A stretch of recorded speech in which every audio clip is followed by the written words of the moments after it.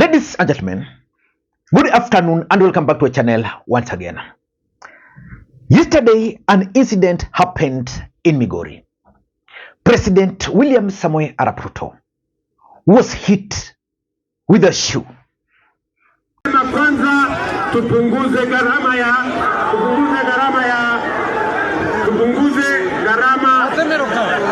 Ngojea. Tulisema tupunguze gharama ya mbolea. Kweli ama si kweli? Tulisema tupunguze gharama ya mbolea. Hiyo ngojea. Wachana na hawa wananchi. Wachana na hawa.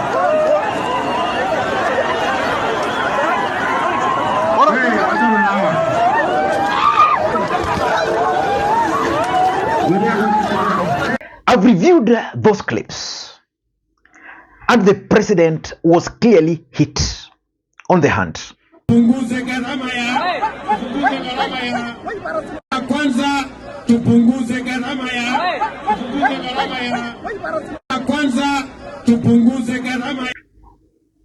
But was it intentional or was it by accident? Ladies and gentlemen, I want us to look at that particular incident. Let's agree. If you review the videos very closely, there's a gentleman who was carrying that shoe, lifting it up there. And I think the other guys from behind were being blocked from the view of the president. So a gentleman came and hit it, and it went straight to the hand of the president. Kwa sababu niko na viongozi wengi, mimi nataka niwahakikishie, sawa, sikizeni watu wa Kuria, nyinyi ni wakulima wa maana sana sehemu hii. Tulisema kwanza tupunguze gharama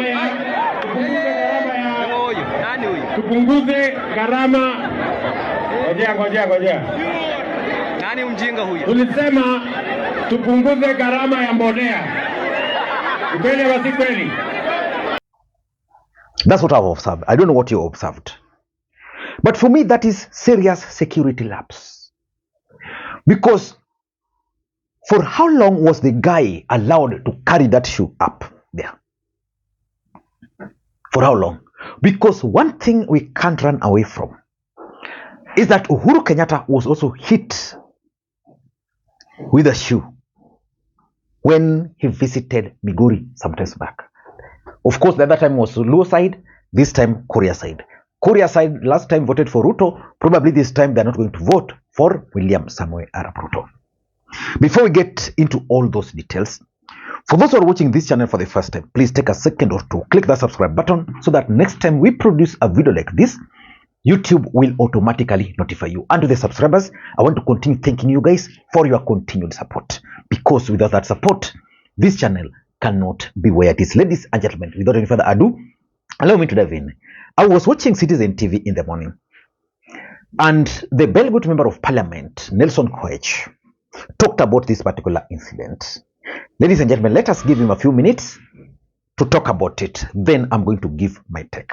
So, on the question of what really happened yesterday, I did sleep a very worried person. Not because this is an isolated incident. Of course, you will remember that we've had such cases. In 2014, when Uhuru Kenyatta was former President Uhuru Kenyatta was in Migori, was confronted by a similar situation. We've had a situation where the former Prime Minister Raila Odinga was in Kilifi, and someone struck him with a stick. And it's happened even in the US, in advanced democracies. You saw last year, July, when there was an attempt on the life of the president now, Donald Trump. And way back when there was a shoe thrown at George W. Bush.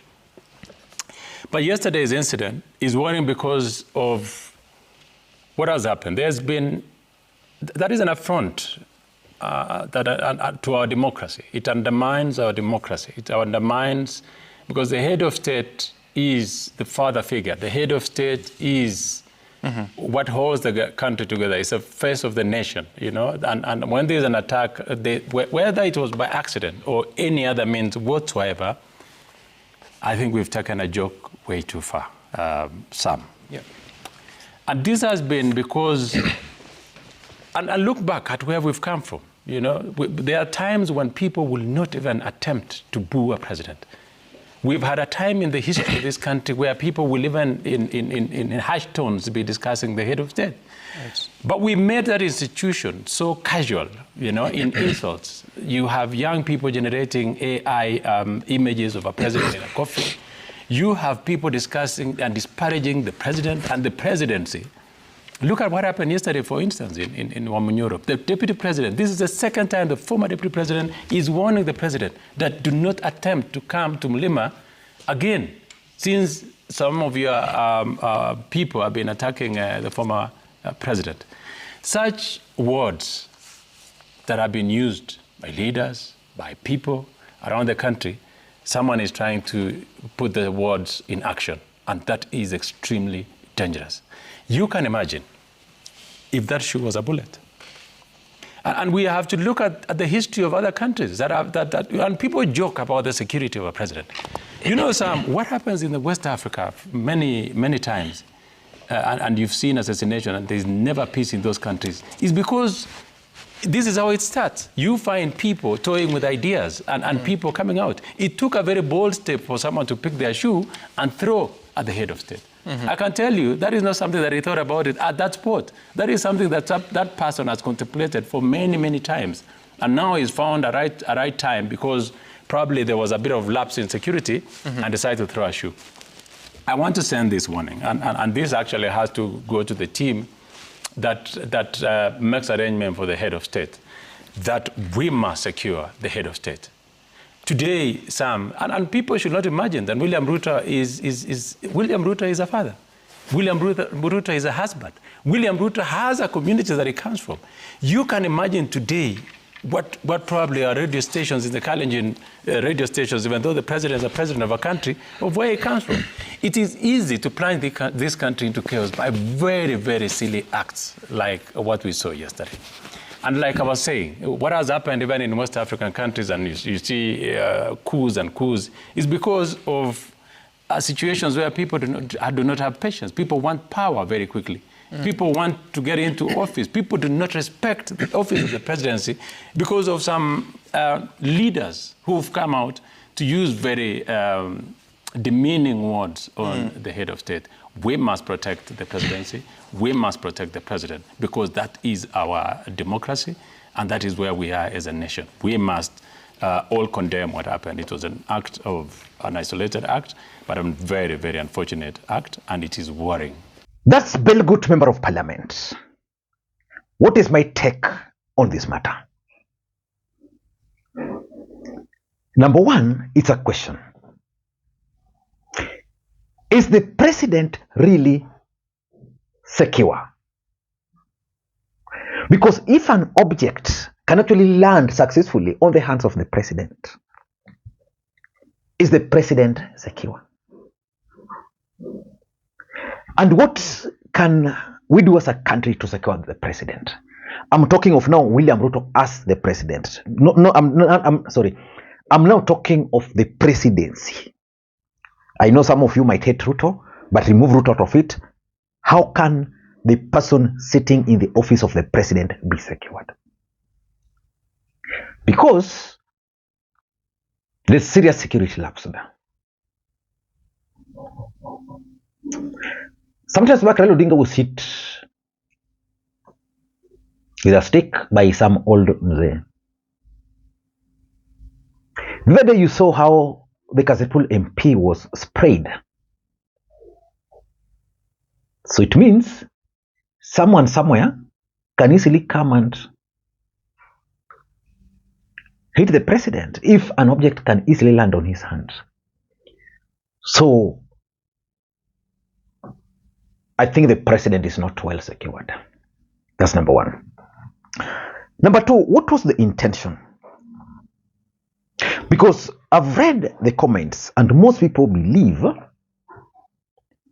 that the guy who threw the shoe did it deliberately. That they had planned it to appear like that. The question is, what was the intention? Their intention for that matter. Maybe you can help us understand that. My third question, which is very, very important, is that why are Kenyans celebrating this incident? My answer to that is that as things stand today, Kenyans have lost hope in the political class.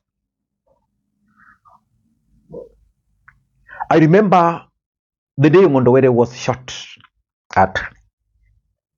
The previous day, a member of parliament, I think Wajir North or something, was on the floor of the house dismissing some BBC documentary where BBC had actually highlighted the police and identified the police who were responsible for the killings of the Gen Zs. And it was like, we sympathize, but move on. So Kenyans can actually celebrate the death of a politician. We saw it with British election. Omondi where people are even celebrating. This one here, some are even saying, say, angenda mo. So the political class in the Republic of Kenya should take a break and figure out why Kenyans would celebrate when they are hurt or injured. Lastly, and my last take is that the dignity of the office of the president should be restored. And that's why in the next election, Kenyans must agree to elect someone who can bring honor and dignity to that office once again. Who is that person? I still don't know, but the options are there. William Ruto will be seeking his re-election.